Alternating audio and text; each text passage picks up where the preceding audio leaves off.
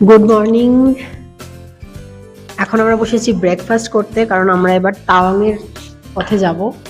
ব্রেকফাস্টে আজকে কি আছে? এখানে আছে, এক সেকেন্ড দেখিয়ে দিই। এখানে আছে মিক্সড ভেজ, এখানে আছে ডিম সেদ্ধ, আর তার সাথে কি আছে, এটা হচ্ছে যে লুচি খাবে তার জন্য লুচি, আর বাকি এর মধ্যে কি আছে, এর মধ্যে আছে রুটি।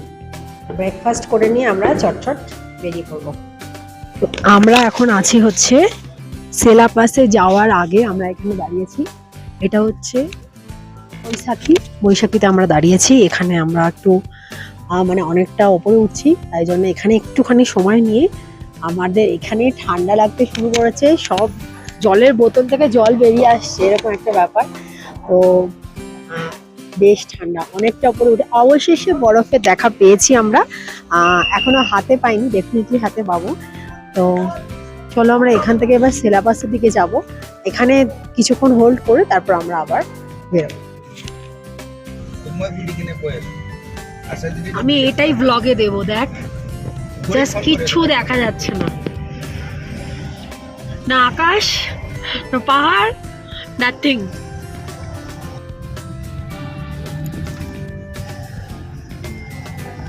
অল্প বরফ পড়ে আছে, বরফ পড়ে আছে। হ্যাঁ, এটা অনেক দিন হয়ে গেছে বরফটা। এটা আগের উইকের ব্যাপার।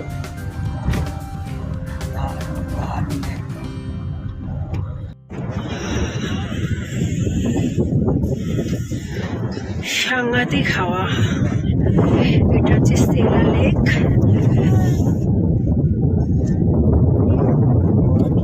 আচ্ছা, এটাই কি মাদুরি লেক? এটা মাদুরি লেক না, না পুরো পাশের ওখানে মাদুরি লেক বাবা। এটা হচ্ছে সেলা লেক। আমি কথা বলার অবস্থা নেই, মারাত্মক ঠান্ডা লাগছে। এই যে পরিবেশ, কি অসাধারণ সুন্দর।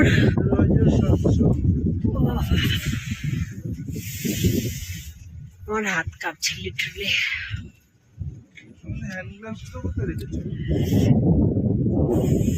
আমরা বসেছি এখন লাঞ্চ করতে। সেলাপাস থেকে নেমে এসে আমরা লাঞ্চ করতে বসেছি। এখানে বেশ ঠান্ডা, আর লাঞ্চ এখনো আসেনি। ভেজ জানিয়ে ভাতই খেতে হবে, কারণ এইখানে কিছু পাওয়া যায় না এসব, তাকে ভাত খেতে হবে। আর ভিউটা দেখাচ্ছি শুধু।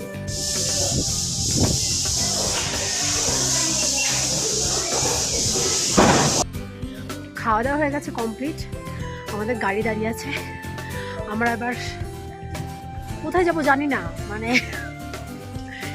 যেতে যেতে জানতে পারবো কোথায় যাব। তো চলো যাওয়া যাক।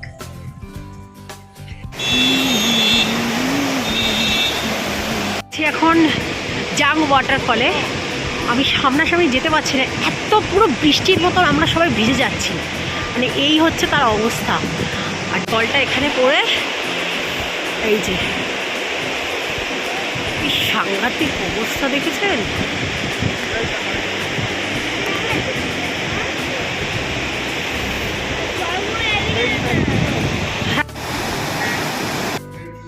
আমরা এখন এসে পৌঁছেছি তাওয়াংয়ে। তাওয়াংয়ে আমাদের হোটেল থেকে রুম দিয়েছে, একবার দেখাই। এই যে এটা আমাদের রুম, মানে রুমের এখন অবস্থা খুবই খারাপ। আমাদের তিনজন তাই তিনখানা আলাদা আলাদা বেড দিয়েছে, কিচ্ছু গোছানো নেই, কারণ আমরা জাস্ট ঢুকেছি আর আবার বেরোচ্ছি। ঠিক আছে, তো এইটা হচ্ছে রুম, আর এটা হচ্ছে বাথরুম।